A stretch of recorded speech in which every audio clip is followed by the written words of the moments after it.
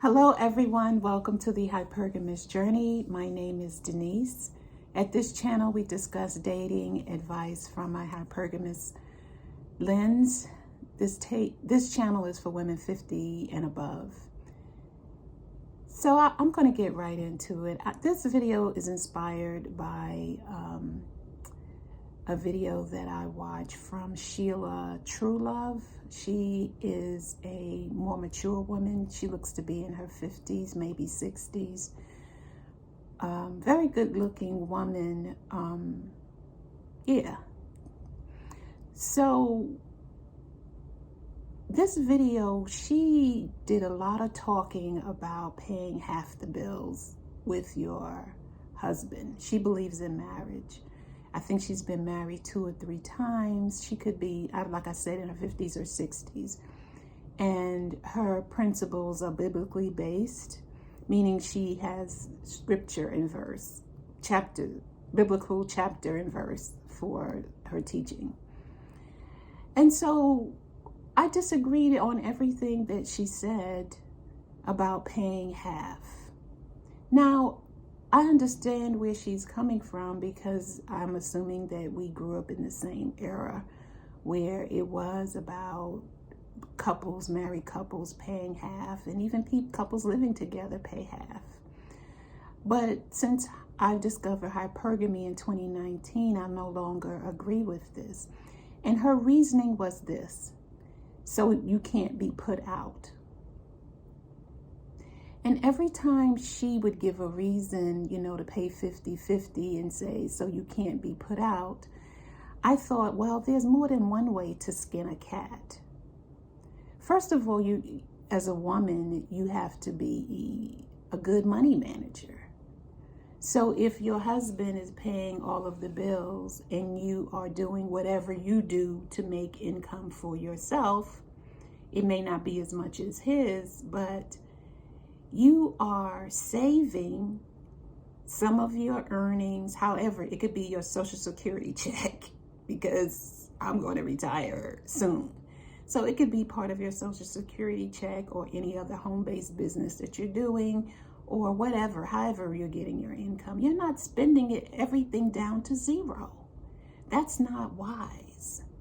So she was saying, so if you're paying half the bills, then he can't put you out. And I'm thinking, well,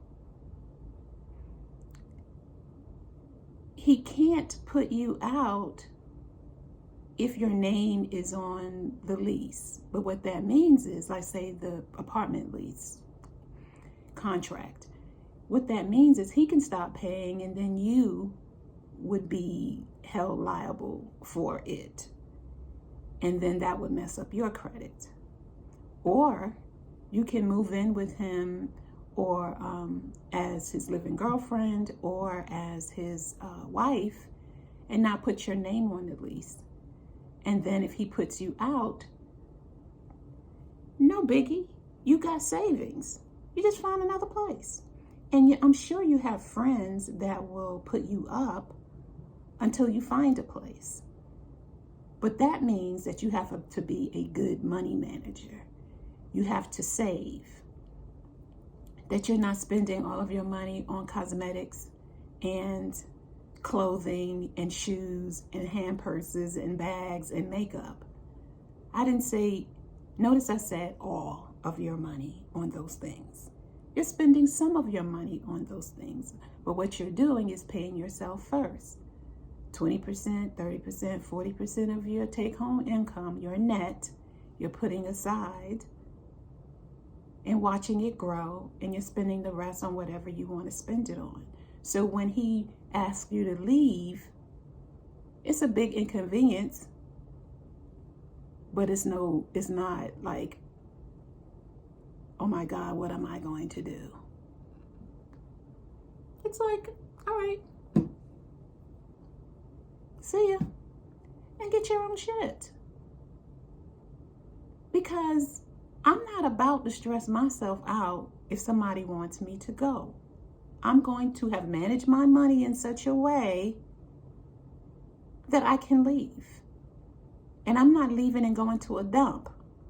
I'm going to where I came from, where he met me, where we got married. I can go back to that.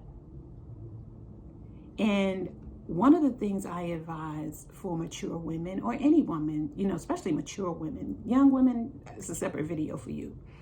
But for mature women is, if you have a home and you're moving into his home because you're going to live at his lifestyle level, keep your home. Keep your home. And this is why I say keep your home, put it on Airbnb, rent it, whatever. But keep your home. Because if you're moving into his home, more than likely, I'm saying more than likely, chances are slim that he's going to want to put you on his deed. Not the mortgage, the deed. Putting your name on the deed means that when something happens to him, you're part owner and you don't have to leave. I'm not a lawyer. I'm not a financial advisor. None of that. But I know those things for sure. So check with your local attorney, financial advisor, whatever. That's my disclaimer. I'm not any of that. But chances are he's not going to want to put you on the deed to his home because that is part of his children's inheritance.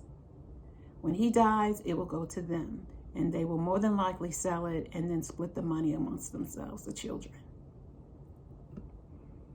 So I advise, live at his lifestyle, move into his home, keep yours rented. So when he passes on and is no longer on this earth plane, you don't have to fight with his children about the house.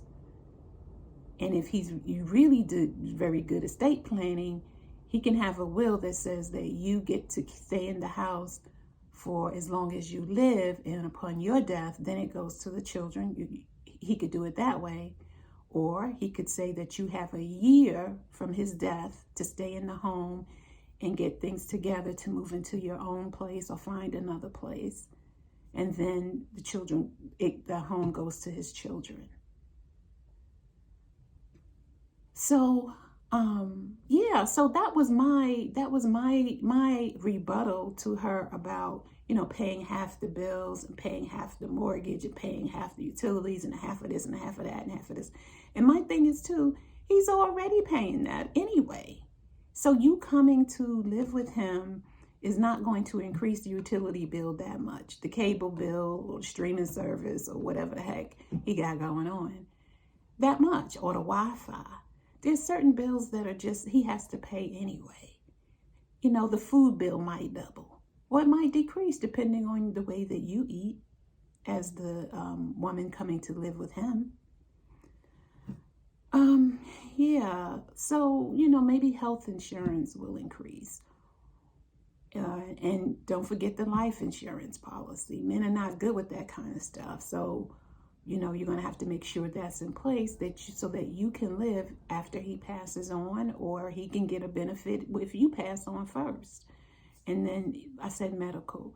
So I'm going to put the video in the description box, but I definitely disagreed with, the paying half of this and half of this and half of this and half of this. And the only reasoning she gave was so he can't put you out or ask you to leave. He can do all of that. He can come home and change the locks. He can ask you nicely to leave. Or he can just change the locks and say, you're no longer welcome. And if you're a girlfriend, shame on you. But if you're his wife, then some other things you got behind you. And that's the thing when people talk about living in, and they say people in our age group, our age demographic, don't want to remarry. That's not the man for me. I'm not against prenuptial agreements. I'm not against postnuptial agreements. I'm not against any of that. He takes the agreement to his lawyer. I have my lawyer, and we put some things in there that will benefit both of us. Like cheating on either part, the duties that we could lay out all of the duties that are and expectations that we, as much as we can, for both parties. But that's a different video. My main thing is this: manage your money well. When you move into his place, if he doesn't put you on a deed, keep your own home, rent it out. It can stay empty. Maintain it so that you have some place to go. And if you want to sell your house, that's your business, that's your money. Just like if he sells his house, that's his money. And then you could buy something together. I have a friend who did that. I don't recommend that. I'm too old to be trying to do another mortgage. For what? Especially if his is already paid off. I'll make that work. Unless he wants another house, put me on the deed, and he's responsible for the mortgage. That's the only way I will agree to that. I'm not on the mortgage. I got one. That's enough. To reiterate one more time, manage your money well, mature women. Do not participate in lifestyle creep. I got a video on that. I'll put it in the description box. Manage your money well. Do not participate in lifestyle creep. Have a savings. He has money before you came into his life. You have money before he came into his life. You're not entitled to that. He's not entitled to yours. It's what you build together. It's what you build together. I'm not opposed to prenuptial agreements. I'm not opposed to postnuptial agreements. Whatever it takes to secure your financial security, ladies, make sure you do that in whatever you're comfortable with and whatever you two negotiate. Because marriage is a business partnership. It's a business partnership. Feelings are involved, yes. That's why you negotiate all this stuff up front. And that's what I'm going to do. That's what I'm going to do. And negotiation isn't a bad thing.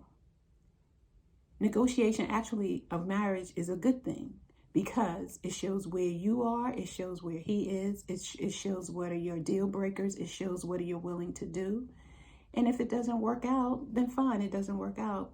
And you didn't like ruin your life by getting married and then getting divorced 10 years in. So now you're 70 and he's 70 something. And now you're like, well, we're getting a divorce.